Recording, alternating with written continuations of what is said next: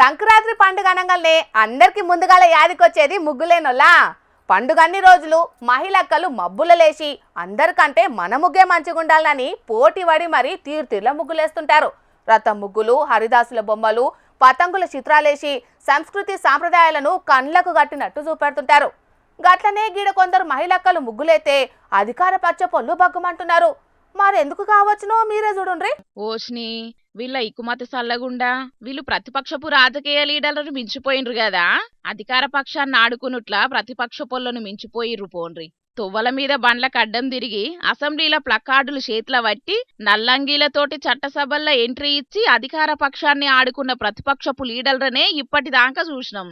కానీ పండుగ ముగ్గులతోటి అధికార పక్ష పొల్లను ఆడిపోసుకుంటున్నారు గీ మహిళా అక్కలు.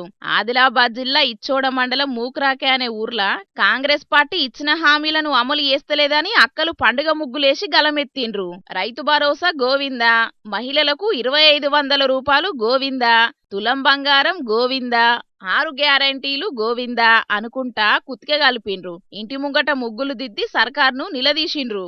కాంగ్రెస్ ప్రభుత్వం అధికారంలోకి వచ్చి 2 సంవత్సరాలు పూర్తి అయినప్పటికీ రేవంత్ రెడ్డి గారు ఒక్క హామీని కూడా పూర్తి చేయలేదు. మహాలక్ష్మి పథకం కింద 2500 ఇస్తానని మోసపూరిత మాటలు చెప్పి ఇప్పటి వరకు ఆ హామీని కూడా పూర్తి చేయలేదు.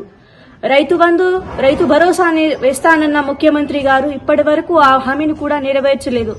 అందుకోసం మా ఆడకట్టులో ఉన్న మహిళలందరూ ఒక దగ్గరికి చేరి ఈ విధంగా భోగి పండుగ నాడు నిరసన తెలుపుతున్నాము. ఇన్నరా పబ్లిక్, సర్కారు ఉద్దర హామీలిచ్చి గెలిచింది, హామీలు అమలు మర్చిందని వాడకట్టోళ్లంతా పండుగ పూట నిరసన చేసిండ్రట. రాజకీయ లీడర్లు నిరసన చేసుడు, సర్కారు మాటలతోని అడివెట్టి సుడివెట్టుడు కామన్ గని కామన్ పబ్లిక్ కూడా గలమెత్తేటాళ్లకు సర్కారేలువడి ఏం చేస్తున్నదని ఈ ముచ్చట తెలిసిన కామన్ పబ్లిక్ మస్తు గరానికి వస్తున్నారు.